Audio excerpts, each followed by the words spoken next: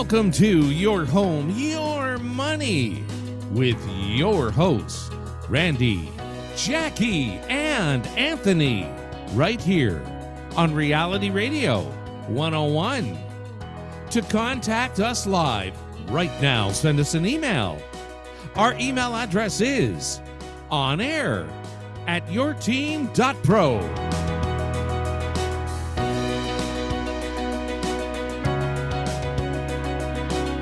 And now, right to your hosts of Your Home, Your Money, Randy, Jackie, and Anthony.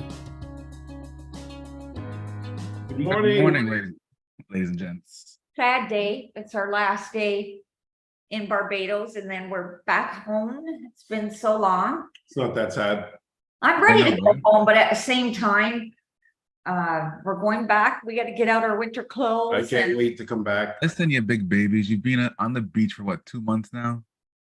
Not really Man. on the beach, but yeah, we are. 6 weeks, Anthony, not 8. I'm sorry. Semantics here. Yeah. I've been here long enough that I had to get my nails done twice. So there you go. I like how you threw the word in had to. Yes. Mhm. I think we need to go over the need versus want. There's no such thing as want. I need it all. Right? Yeah, she needs it all. Well, I got good news. I can lock my van door now. Oh, Oh. yay. Got that all fixed. Like, I think we've. For what? Say it again? For how much money did you have to put out in the end? Okay, it was my uncle's. I gave him a couple $100 because he helped me out. We Oh, did it. shoot, nice. Yeah, so around 1/5 the price. The good news is there's only 2 screws left over after we were finished. So We know that, don't we, babe? Hey, when you put stuff together. And we're like, why is there all these extra screws? It's efficiency. exactly, yeah. Those were done with redundancy in mind, and we made it much more efficient. Make the car lighter so you get better gas mileage There you Oh, go. screws, for okay. those screws. Yeah. Hey, Yeah. every gram counts, right? Mhm. Well, the worst thing is when you put together IKEA furniture and you miss something. You can't take that apart because once you take that apart, it's like done for. That's So I'm like, those books are the worst. and I get to the end and I'm like, crap, I know there's no extra one of this one. Where did I miss it? But they do give you extra parts sometimes. Like yeah, I do love it. Yeah, a few, but not as many as I usually have left over. One time I put my daughter's drawer together and I put, the inside of the drawers, the one is white and then the bottom is just Yeah. the wood color, you- right? Upside down, right? Yeah. Yeah, that's what I did. And she's like, what? She's like, what's wrong with my drawer? I'm like, I can't take it apart anymore. Just leave it. So, yeah. Really take it apart. You're just being a big baby again. But I love IKEA. It's doesn't last, but they got some pretty cool stuff there actually. Yeah, it might be worth paying the $20 or whatever they charge you for the assembly of that stuff. Yeah. It's not hard. It's just a pain in the, what. It's time consuming. Yeah. Very time consuming. Yeah. Yep. But first up, I always like to follow stories that I tell everybody out there. And I had done I talked about an article last week where this guy was renting out basically half of his bedroom and share a bathroom. His And bedroom? yeah, remember I told you, I said last week, and the bedroom cost him $2,100 a month, but he had a private bathroom. And he got somebody so quickly from the ad to share a bedroom for $1,050 a month that the guy called him, did the applications, got accepted, paid his rent, and moved in within 5 days. So it just goes to show you, like, there's definitely a huge problem out there with unaffordable housing. I concur. Okay, I know. Definitely even like my daughter's looking to rent a house for a year and then she wants to buy. And she's like, oh, I like the house that my Aunt Sanaz has. I said, yeah, but Sanaz has been in there for 3 years paying $3,500 for a townhouse. And I said, for that townhouse now, you're going to pay well over $4,000. Like it's, it's not even worth it. It's almost 50 grand a year. I said, what's going on? Yeah. Before you go on, Randy, because I know it's at least 10 minutes. This bedroom, did they show a picture of it? Like, are they sharing a bed? Like, how is this? It's a townhouse, and I'm assuming that what the people did, whoever owned it, was they rented out the master bedroom because it's a private bathroom and you can get more money for it, right? And if that's what your goal is to, get in the market, buy a house and pay it off, somehow, then they'll rent out the master instead of a different bedroom because you can get way more money. So it was in a townhouse, and it was on the 3rd floor. So I'm almost assuming that it may have been just the master on the 3rd floor. I mean, I've seen many condo townhouses like that. And so it's a little private and it's got its own bathroom. And, but no, they didn't show photos, but it was a decent size from what he was saying. And they're putting up a petition. So, like those, what do you call them? Those things you open up and you just, a divider, you just open up and put on the floor. But it's, I can't imagine sharing a bedroom and a bathroom. I'm just wondering about like when, stranger. Listen, when I first moved to Toronto and I was going out on my own after I came first, I was living with my uncle and that. And once I was ready to go on my own, I did a shared accommodation near Fairview Mall. And we were only, we were sharing the bathroom, kitchen, everything, but you had your own bedroom, right? I lasted about 2 days and I said, no. Somebody's not on mute. And I don't know. You guys, It's me. I lasted 2 days. I couldn't handle it. I'm like, I don't know these people. I'm sharing a kitchen, sharing a bathroom. I don't even know them. Like, I didn't even last 2 days. like this, but it's the bedroom. Like let's say like especially if you're youngish, you go out, meet somebody. What do you like? Put a sock on the curtain in between? Like, how do you You're not doing it. how does that work? It's not working at all. Now you got to rent a hotel room to go with your girlfriend.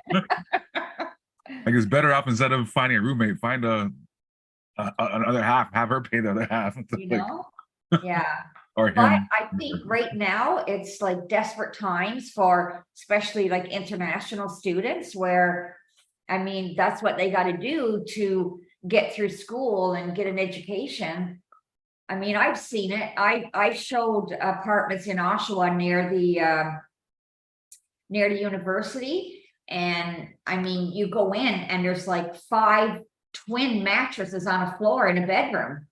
Like, so, and that's like every bedroom. So it's like sometimes 15 people sharing a 3-bedroom bungalow.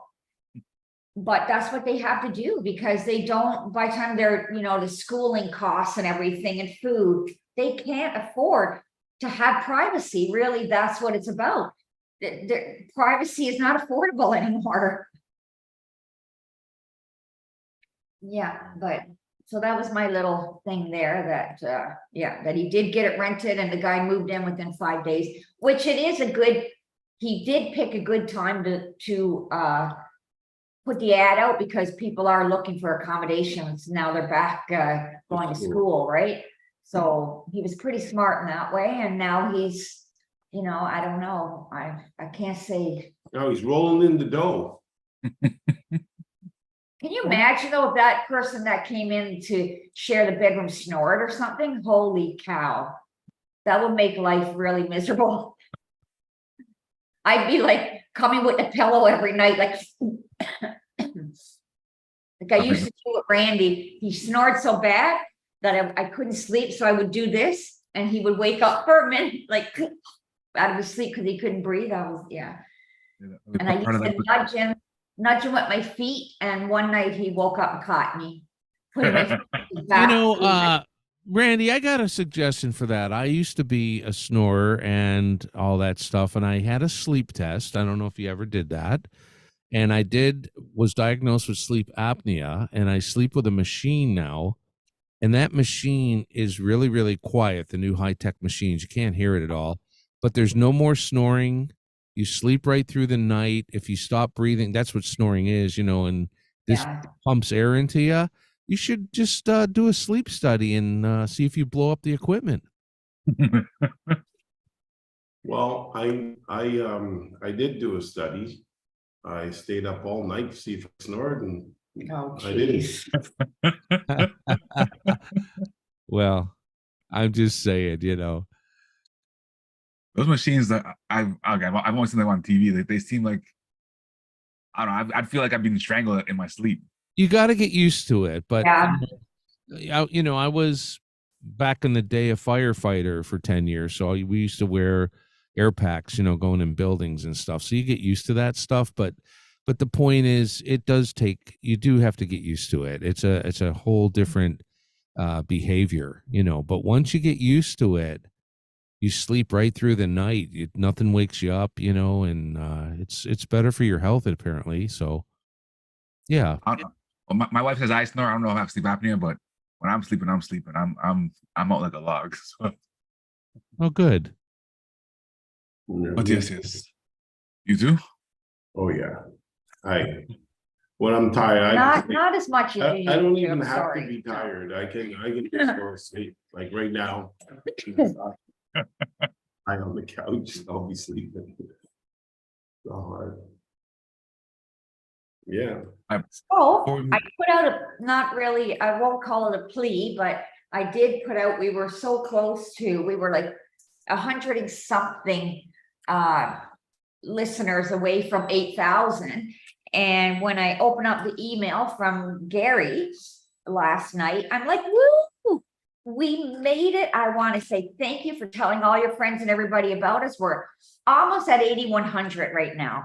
So our numbers are growing, and I hope everybody is enjoying the show. And if you ever want us to talk about something, you can always email us, which Anthony will give you the email info. On air at yourteam.pro. If Or you you can ever say if you want to catch a replay, go to YouTube, search for your team pros, catch us there. But yeah, we'd love to hear from you. Any questions, Yeah, we'll you do our got best to some get the answer for you. ideas that you want for a show, shoot it at us, and yeah. But yeah, so thanks for that. And so I did my little spiel. Your turn, Anthony. All right, well, before we get into it, we have two like this general emails. One from Mike. Mike says, hello, any contest for September? Thank you. And I believe we're gonna have one at the end of the month, or Randy? Yeah, because we just You know did, what, Amanda just sent one, so it's Yeah. the end of the month, yeah.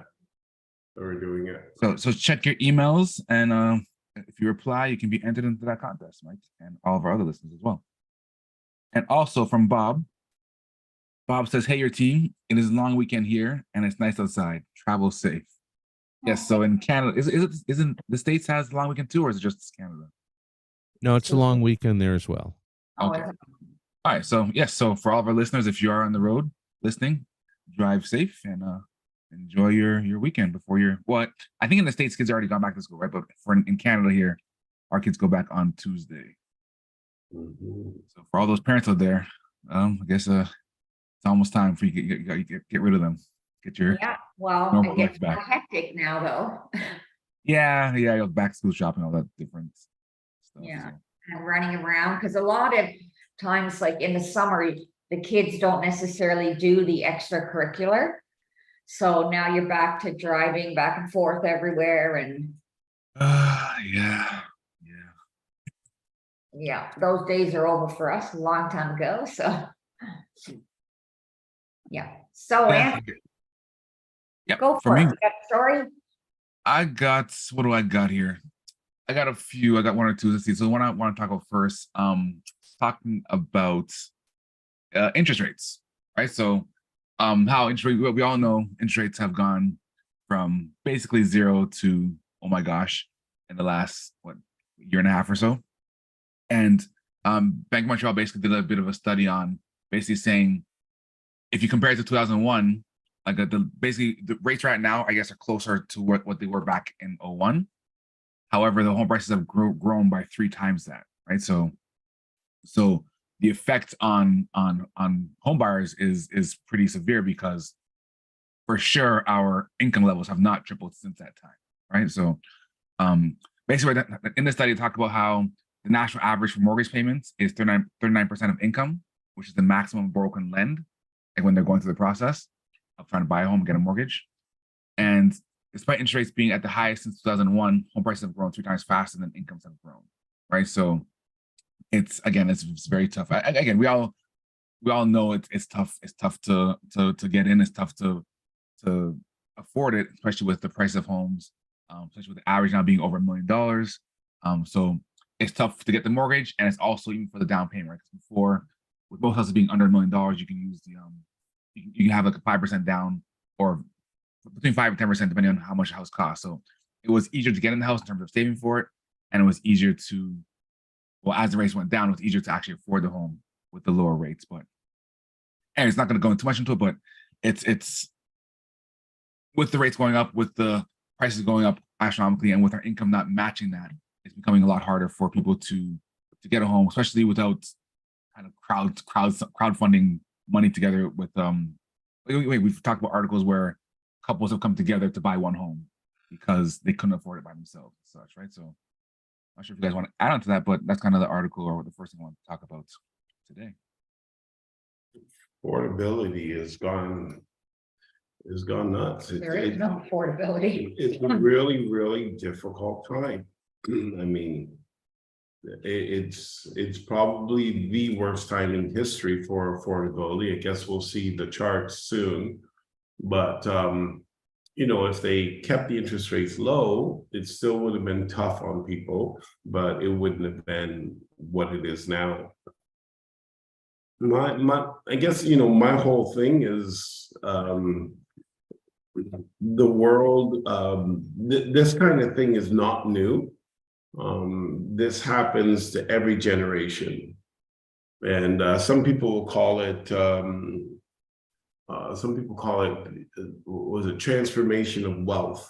The wealth being transferred from the common to the elite or the establishment. And without being a conspiracy theorist, if you think about it, all of us that were riding high with 6-figure incomes and thinking that we're doing well are now all kind of not doing so well. Like, I mean, 6-figure income could still be there, but the cost of living is so high that it eats it. And so like we talked about last week, where you have a charity now only focusing on people who earn over 100,000. Yeah, I mean, this is unheard of. When we first earned $100,000, we were considered to be in the top 1 percentile of the population. And now, if you don't earn $100,000, and I'm not talking about someone who's established, who has their mortgage paid off and has, you know, next to no bills. I'm talking about people who are out there trying the to hustle. average Joe. And it's going to be really tough. It's going to be really interesting. I really do feel that incomes are going to have to make a run, and they're going to have to go up. And I think, you know, because we know that people aren't interested in working as much anymore. And the reason being is because the money they get, it isn't worth their time. And so, you know, the cost of living has gotten so tight that they just say, forget it. I'd rather live like a hobbit than to run around and have to work night and day just to make ends meet. And they just sort of give up on it. Yeah, because that's all you're doing. You're running it like this rat race. It's like a flipping hamster wheel, right? It's just this circle. You're just going all the time. And like the sad thing when you think about it, like a few years ago, if you were a millionaire, like 1 million, if you had that, it was crazy. You were like set, you were like, okay. And now when you think about it, $1 million is nothing. It's actually like nothing. Or is it just me? Like, I don't know. Well, Like just $1 million doesn't go far. well, just to kind of add on to that, even going back to what Randy was talking about with $100,000, you guys don't know the sunshine list, right? Where all the people who make $100,000, they kind of publish it if they get paid by the government, basically, if they're public servant. So Yeah. that list came out in 1996, right? And the sunshine list, the requirements haven't changed. It's still just $100,000, right? So in 96, 100 grand was like, you're doing very well. Wow. Right? Yeah. 100 grand now is like, try to get a mortgage on a house today with just having $100,000. Like it's they're gonna laugh out of the bank, right? So Yeah. it's Pretty sad, but and just like what you're talking about affordability, this other article that I was reading, I mean, it says the title of the article is "This sad basement unit in Toronto is selling for almost $500,000,000," which the title is a little misleading because it's not a basement per se, it's those stacked townhouses. I don't know if all of our listeners out there know, but what they are is you'll get 2 townhouses stacked on top of one another. So one is kind of above grade and the other one you're going down the steps a little. So it is like you're in a basement, but it's actually a separate townhouse, right? You're gonna say something. Before you go on, I won't not necessarily below grade because my sister actually has one. The main floor is kind of just at ground level. So you walk in, basically from the ground level, you just walk straight in, right? If you're on This upper one unit, is not like that. This one, you no. actually go down about 6, 7 steps to get in. Okay. So it is like, because last year I helped their niece get one down there, Broadview and whatever, to rent. And it was the same thing. Yeah, you got one window that gets a little bit of light, but it's mostly dark in there, right? It's like a basement. And it's under 500 square feet. This thing it's horrible. Like it needs a total overhaul. They got posted, they have a home office, but the home office is actually a desk in a closet. It's a studio, doesn't even have a bedroom. Okay. This is a 500 square foot townhouse in the dark. You're going to be living for almost $500,000 that you got to go in and put in a new kitchen and a new bathroom, new flooring. Like you should see this. I feel like it's concrete floor because it's like lime green, sort of what the floor is when I look at the photos and I'm like, did they just paint the floor? And like, it needs like this unit needs help, but it's located near Cabbagetown, which we know Cabbagetown, one side is really good. The other side's a little lower, but it's an excellent location for people that work in Toronto. And yeah, it's listed for $439,000. So I don't know, guys, what do you think of living in a basement for $500,000 with no bedroom? Location, right? But I mean, it doesn't even have a bedroom. It's a studio.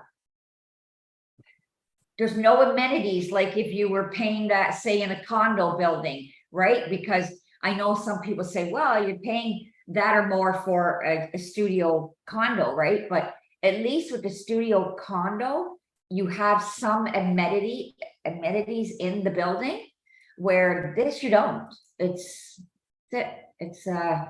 yeah, interesting. So I don't know who wants to do that.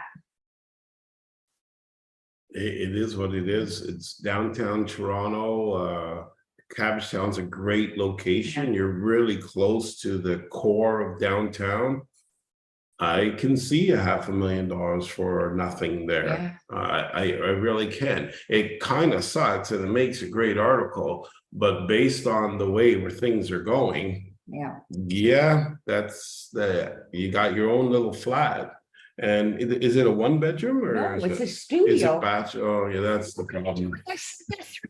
Okay. I think the main issue is because of the townhouse, because of the stacked townhouse, there's only so much you could do to like make it better.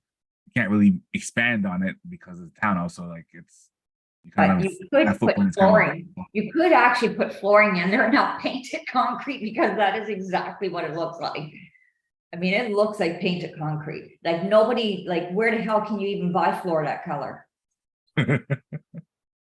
So it's what you're saying is it's niche. Yeah, yeah. But it's 415 Jarvis Street. Yeah, Jarvis is not Central necessarily the best Townhouses street. Complex. Yeah, it's probably not on the good side of Cabbage Town because it would be even more expensive. I think it depends who you are. There are some people who like that neighborhood. Yeah, it can't, like, parts of it is very prestigious and extremely expensive, so location wise, depending on where it is in Cabbage Town, you can feel pretty confident that you're definitely not losing money if you buy in and around there, so, yeah. Mm. Oh, before go ahead, one. Go ahead. I think we had one or two emails. One came in when Jack was talking about the shared accommodation bedroom. This is from Hannah. Hannah says, "Wow, Jackie, what a story! Sharing a bathroom. That sucks. Have a nice day." I don't think it's a bathroom so much as the issue though, but yes. Sharing the bedroom, like the bathroom, at least you can close the door and lock it. You can't do that with a flipping little fake partition there. You know, it's unless you put up a fake wall, that is possible. Remember how Jason moved a wall in our office? Like you could, but then that would be the homeowner kind of, and they're not going to do that. But you could. There's just so much things there, like the snoring, even like this person going to play music, like is he going to keep on talking to me when I don't want to talk to them? Like, you know, that's what I'm saying. Like it's a hard one. I don't know. Like I said, I did a shared accommodation many years ago. I was probably like 20 and I lasted 2 days and I'm like, I can't do this. I need to fork out a little more money. And back then, like what we met in 96, we met him and we met him. I don't know who he is, me. And at that time, I had a basement apartment at Warden and a 401. And it was fairly big. It was a 2-bedroom basement apartment. It had dining room, kitchen, living room, 2 bedrooms. And at that time I was paying $750 a month. You're balling. Yeah, like I don't even think I was paying utilities on top of that. Now that I think about it, that was my rent. So I mean, now that something like that would be like a minimum $2,000 now. That'd be your utilities now. Yeah. Like, so it's pretty harsh out there right now. One more email from Gloria. Gloria says, "Hello, your team. Love your radio show. I've told several of my friends about your show. Hey, did someone win the contest last month? Thank you." So someone did win. You have a name on hand? Tammy. Oh, Tammy. Yes. Did But you figure out the last? If we figured out. Yeah, Amanda did, yeah. had it. She has it all logged. She's the one that creates it. So yeah. Our assistant. All right, so there you go, Gloria. So Tammy did win, and we'll be doing, I guess, check your emails for the next one. Make sure you respond if you'd like to be entered to the next round. And thank you so much for telling all your friends about us. Yes. I don't really have, I think it's a sad day because we're going home, so I don't really have anything to pick on you, and which is odd because it's not sad to me. I'm so glad to go back. No, I'm glad to go back too, but I saw my kids, they just went back, so I could do a little longer. I do miss my dog. I'm done. And we do have a lot going on back home. Yeah, like, I mean, since I've been here, I've listed and sold places. So it's like, it's kind of, you feel like you're out of the element. Did you guys like travel around? You're Barbados, right? Yeah. You guys travel around Barbados a lot, or are you mostly on the resort? Mostly on the resort, unless we have friends come down, then we'll do a little bit of that. But like, I mean, we've been coming down here now for 6 years, and we've been coming down 2, 3, sometimes 4 times a year. So we kind of saw a lot of stuff, and some of the stuff, like some excursions I will not do, like going into caves. Heck no, which is one of the huge, Harrison Caves is a huge, they're pretty good though. yes, attraction, but I can't do it. So can you swim?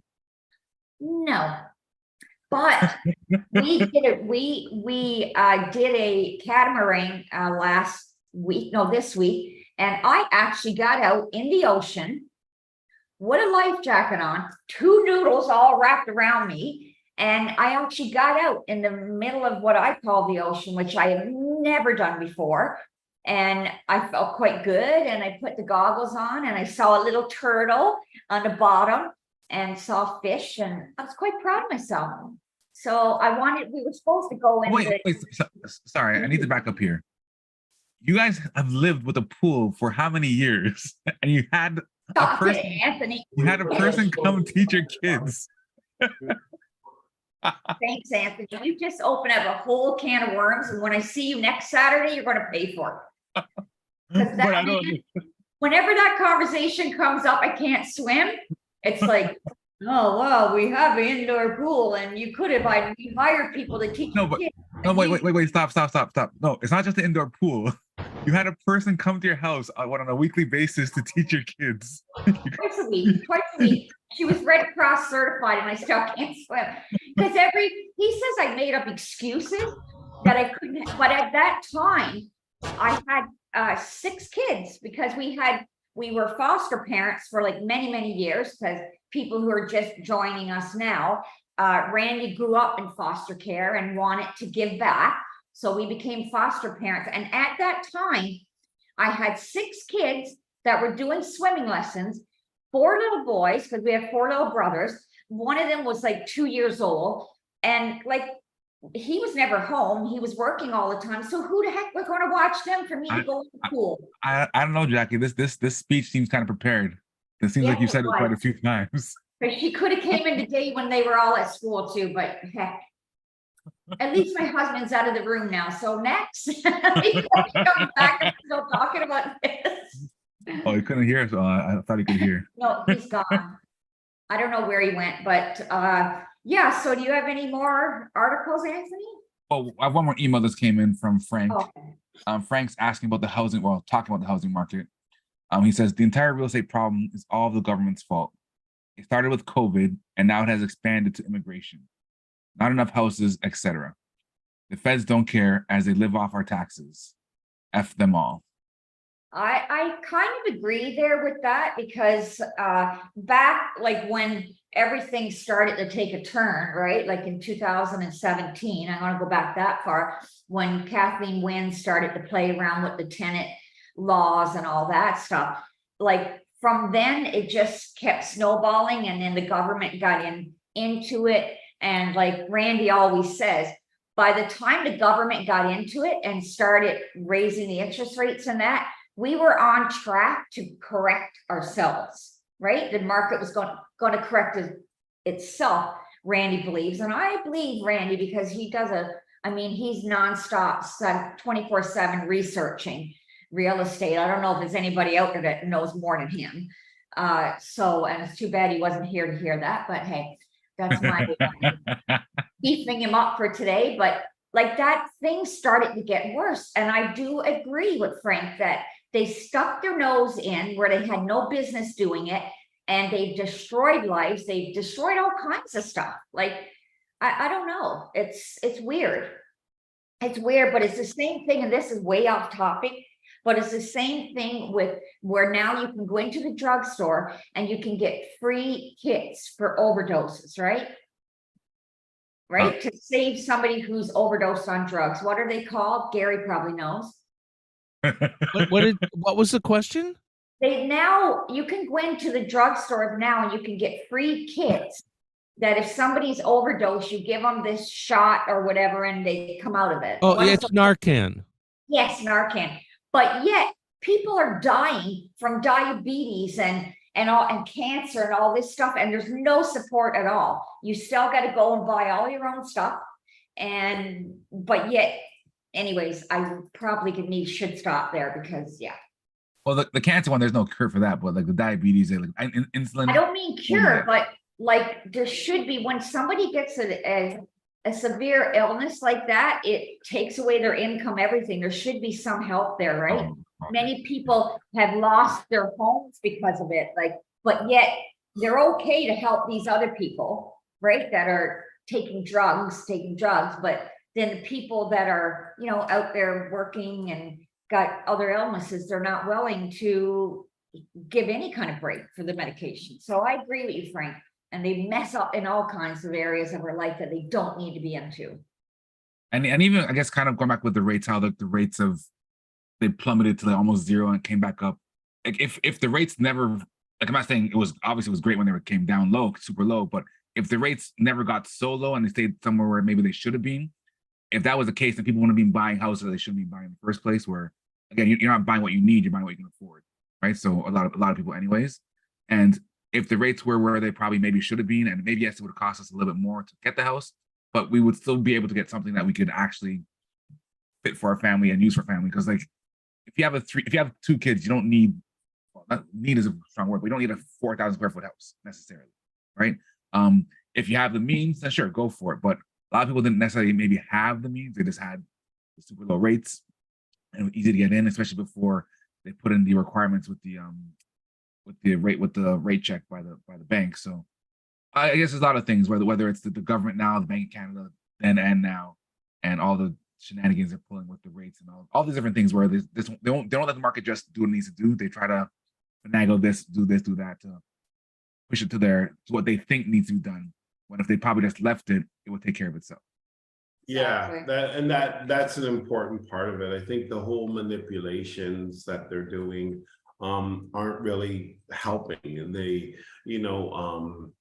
may solve a particular problem and create another problem. So it's best if they just stayed out of it. That would be my thoughts. But there's also something, that gets kicked around, and it really kind of bothers me in the sense that I hear people saying, well, they were dumb. They should have never bought that, or they should have never got a 4,000 square foot home or whatever. They're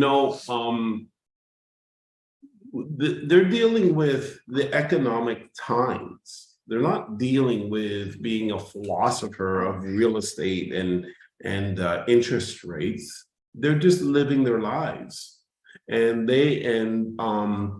if you remember, the government shut everything down and forced everybody into the same home, making that home, 24 hours a day, people are in that home trying to work remotely while the kids are trying to play house and school and do their school in the house. The houses, nobody was really equipped for that, or most people weren't. So, that coupled with the low interest rates, it was advantageous for them to go and get a bigger home to handle this new scenario that they've been put into.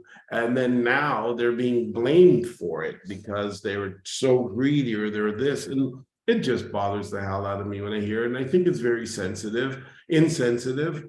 And people who are quite comfortable with the scenario, and they've got lots of cash, they're for whatever reason, they feel comfortable with the situation, and they're saying that those people were stupid in this. And I don't share that opinion. I don't share it at all. And I think it's really unfortunate what has taken place, and it was also preventable. So that's I definitely don't think they were stupid either. It's because again, if given the chance, I would get the best I can for my family as well. My thing is more the manipulation where the rates are 1% now, then they're 4%, then 2%, and not knowing or having a roadmap to kind of see what's happening so you can plan better. Because I'm confident that if people knew the rates are going to go up by three times what it is, they wouldn't overextend themselves to begin with, right? Especially when then to say that don't worry about the rates aren't going to change, and then he did the exact opposite, right? So right. Yeah. You guys good over there? Yeah, no, we're just looking. Computer. Yeah, we're just looking at a bunch of emails. No, but we already did it. You were gone. Yeah. Okay, so that last one you did? Yeah, Came in? and now you came off my. No, I didn't. It's right here. Let's hit that tab. I'm a Frank's email about Trudeau and the government, the housing market. Is that what it's? You left. You were very unprofessional today, and you left in the middle of the radio show. The housing market, so the entire real estate problem, you guys did that one? Yes, we Okay. told you. Feds don't care, they live off taxes. Okay, yeah, Frank, okay. That's actually an interesting email there, Frank. Tell us really how you feel. Yeah, I think I agree a lot with Frank. I think, Yeah. it's gonna be interesting because all the signs are showing, a slowing market, but, driving, the federal policy to be able to bring in, 500,000, they call it 500,000 people, but it's at least 1 million people. Those policies are going to put more pressure on housing. I mean, you have to, they need to sleep somewhere. And that's why you have people saying, hey, I'll take half a bedroom from you. Yeah. For our first kind of time in history to be going down this road. It's good. It's gonna be interesting. I don't know if you guys heard, but they when they were trying to figure out the population of Canada over there, they actually found out that they're missing. There's about 1 million more people than they actually anticipated. Wow. Are you saying there's more people here than what they had registered? Is that what you mean? Or right, because when they send out the census, all Canadians will fill that out because we know. Not all. I think most Canadians will fill it out because we know that there's consequences to not doing it, and so therefore it's filled out. But people who are here on visas, people who are students and stuff like that, they're here, they're not filling it out, and so they said, oh well, there's about 1 million people that we actually didn't account for. So our housing issue is a little worse than they actually thought. And remember, when Justin Trudeau talks about 500,000 immigrants, he's not talking about visa students and stuff like that either. Supposedly that totals to about 1 million people coming in a year. So with these things combined together, housing is going to be more and more of a problem. And because of that, our pricing may be concreted. It may not go down to affordable levels, and so we'll be stuck with where we're at. So Go ahead. Well, I was talking to a friend yesterday about the market. One reason why I can't see the market coming down necessarily or crashing per se is if you got in more than 5 years ago, you should have the equity in your home to not have to sell it. And if you got in recently, unless you're in dire straits, you're just gonna hold on for dear life until the prices come up again. So that's one of the reasons why I can't see the prices coming down. That and the cost to build a new house costs so much. So it's, I guess the best case scenario for those looking to get in is that the market stays flat, in my opinion. Whether it would come down, I can't see that, but again, time will tell. So the argument, let's say, because there's always multiple arguments that, I mean, there's a few more points that we can add to the fact that the market could remain stable. But there's a counter argument that, right now the bank's books have at least 20% bad debt on them, people who cannot afford to pay even their interest because of the rate hikes. Oh, I was looking at an article this morning and that said it's like something like 25 or more right now. 25% or more? Yeah. Okay. So then if the bank's got 1/4 of their books are bad, when those come to renewal, the bank can't play this sort of game of just letting them pay what they want. For the first time in history, seeing something like this. The banks have to please their investors, and so they cannot give people, they can't write bad loans. And so these loans are going to come in at the higher interest rate. These people have to pay that amount, and they just can't. They're not paying it now, and they just can't. So when their renewal comes up, you've got 25% of the mortgages that they have. You got to understand, this is huge numbers, all flooding the market one time over another. And then once you get that, inventory has blown up.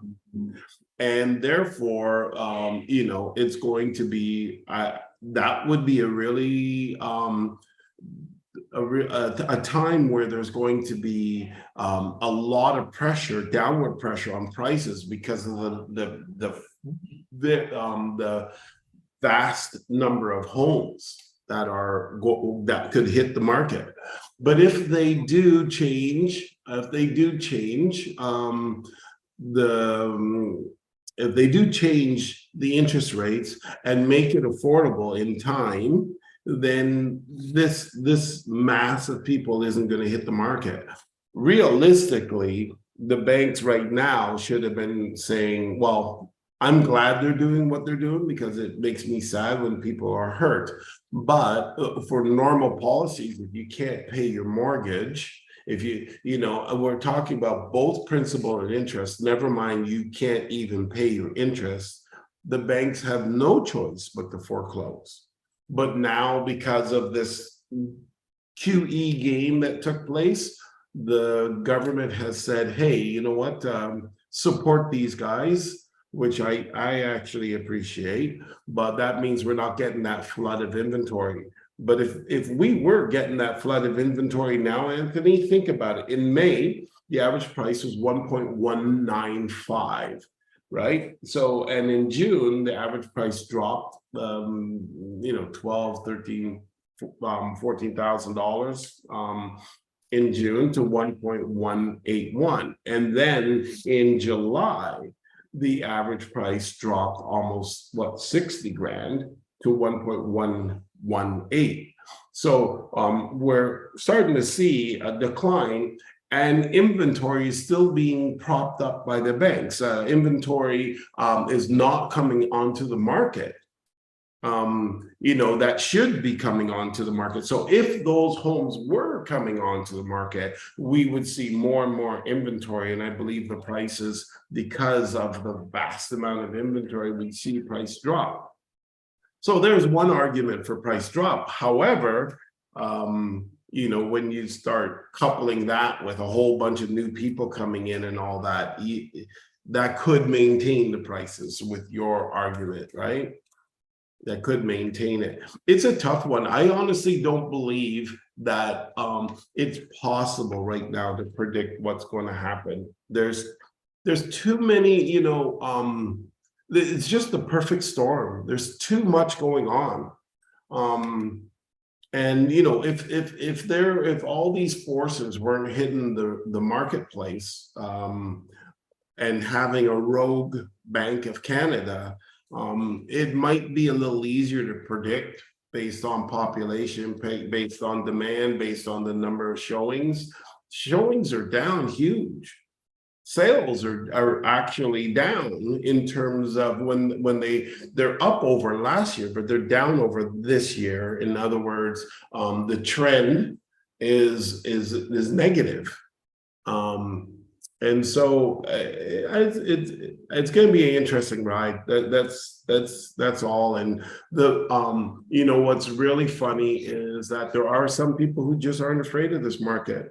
And the good thing about being a homeowner in the market is that as these crosswinds come and go, if you decide that you're making a move, at least you can plan it to try to stay within one particular marketplace so that you're not feeling the losses. Because even if your home went from 3 million to 2 million, well, the house that you're buying went from 4 million to 3 million, so roughly speaking, kind of thing. So at least you're in the market. You lose some on selling your home, but you gain some on the house that you're buying because they lost some. So So for the people who are in the market, it's okay. For buyers trying to enter the market, that's a slightly different world. Yep. And we have another email came from Joyce in regards to immigrants. So she says, according to the Canadian government, its website, this is what new immigrants get, even if they come in illegally: housing assistance, free medical and dental care, grocery allowance, free education grants for school, free language courses, transportation voucher to travel to appointments, etc. A monthly child credit paid directly to the parents of the children, and a lot more. The average cost for all of this for immigration per year is $109,500 per person, all out of our tax money. So there you go. And I guess maybe you can address that, but I have another question maybe for you as well on top of that. With immigration, when they come in, like, I'm speaking legally, do they get to choose where they go? Like, can they say I want to come to Toronto? Or is it like, because like for me, like if I have immigration, Toronto is like Toronto, Vancouver. It should be like, you know what, you want to go there, sure, but you have to be here for like say a couple of years first, and you can emigrate thereafter. But I'm not sure what the rules are. I'm not sure if you know any different, and you can also address what Joyce said about the even illegal immigrants who come in. Yeah. I actually don't truly know the answer to that, but I know that we've touched on it on the show before, and I believe they sort of there's some type of conversation, whether it's voluntary or not, but they do spread them out throughout Canada. So it's not like everybody can say, oh, I'm going to Toronto. That won't happen. They'll say, no, you know, this percentage and this percentage is going here and here and here. Do you have any choice in which container you'll go in? I'm not sure, but I do know they do spread them out. And for what Joy's talking about, is that for like, because with immigration, there's certain requirements. Don't you have to have like certain, like, I guess, financial stability? Is what she's talking about more like refugee type of thing? Maybe I'm not fully sure. Yeah, good question. Not sure. I know Canada does a pretty good job of bringing in people with money and skills. And skills. I gotta say their system is pretty good for that. You know, typically speaking, you're selling your home today, you're gonna find out very quickly how good of a job they do with immigration, because that's who's buying your home. It's a very good chance. But one of the people on our on this show right now just sold their house, and they can tell you that it was pretty much mostly immigrants that were coming through and seeing. I concur. Yeah, well, we now I'm going to big us up, because I know you don't like to do that, but yeah, we since we've been here, like I said, we listed a townhouse for a friend, and we listed it at 1.225, which was a very reasonable price for this time. And we ended up selling it for 1.265 with only one offer. So I think I did pretty good. I'm going to big myself up, because usually Randy does the negotiations, but this time I did it, and we got 40,000 more over the asking with no multiple offer. So yeah, I think we did in a situation where it wasn't listed low, it was actually listed high. Yeah. So it's pretty amazing. You want to do your last article? Yeah, You got 6 minutes. Okay, so my last article, I'll go through it really quickly, was it's talking about the gap between real estate prices on the cheapest and the most costly Ontario cities hit 1.6 million. So from the cheapest place in Ontario to buy to the most expensive, the gap is 1.6 million. But what I found even more interesting on this was that when I came down and they said they were talking about the top 5, right? And how you may not, I mean, who would think is the number 1 most expensive? Would you think Toronto? What would you think? Oakville? What would you think, Anthony? Oh, is it somewhere in Toronto? Or Oakville or no, somewhere in Ontario. Oh, just Ontario? Yeah, probably Oakville, Vaughan-ish area. Markham. Wrong. Maple? King City. King Maple, that's right. King City is a average of 1.9 million, just over 1.9 million. They have 30,000 population. But what I found really interesting was the top 5. So you got King City, then you got Oakville, and then you got Whitechurch, Stouffville. But Uxbridge made it in the top 5, which I thought was I was not expecting it, because it came in ahead of Richmond Hill, price like has on the expensive. So it's more expensive than Richmond Hill, but I would have thought Markham would have been in there for sure. But Uxbridge, which is further east than a little northeast than Oshawa, came in 4th in the top 5 for most expensive to live. And of course, the absolute cheapest is Sault Ste. Marie. Sault Ste. Marie is an average of 348,000 price. That's like the cheapest home there, and that is 2,000 a month you would be paying because of the interest, which is ridiculous. But yeah, so it's Sault Ste. Marie, Thunder Bay, Windsor, Sudbury, and North Bay are the 5 cheapest. And yeah, but I was just shocked when I read it that, you know, something out in the east, which further you go east is usually should be cheaper, made it on here, which is quite interesting. But, I can yeah. see that, because if you're looking for the most expensive, you're going, any place that has density is not going to be the most expensive, because those dense places have smaller units, and that would bring down the average price. Yeah. And so it may be a little bit misleading if they were to then say, okay, well, let's look at the most expensive stuff that's sold. Then you would definitely be Oakville, but Oakville does have some density in it, which would bring down that average price. Whereas which one were you confused about? Uxbridge.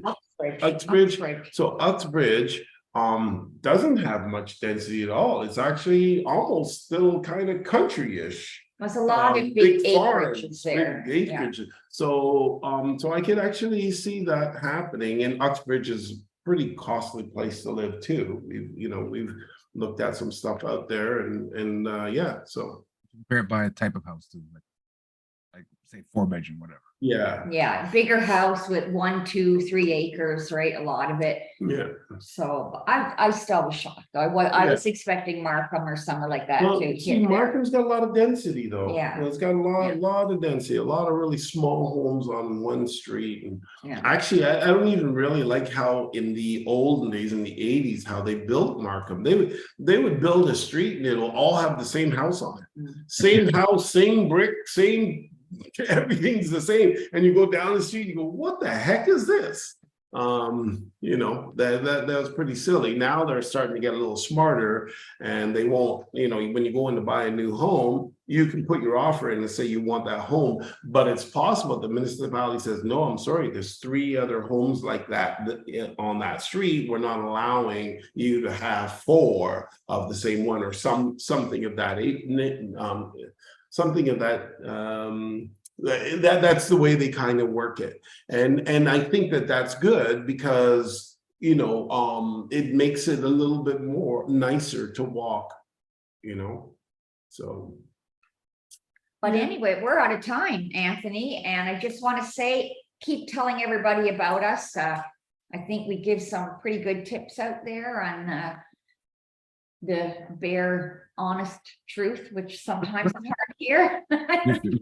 You're struggling there, Jackie. You're struggling. Yeah, I am. So, Anyways, I'm a little hungry. I skipped breakfast this morning. I'll bail you out. So, ladies and gents, if you have any questions during the week, if you have any topics you want us to cover during next week's show, send us an email to onair@yourteam.pro.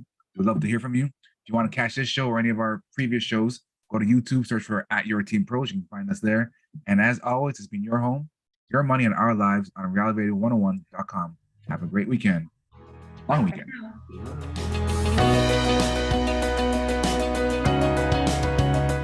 Thank Thank you for listening to Your Home, Your Money with your hosts, Randy, Jackie, and Anthony, right here on Reality Radio 101.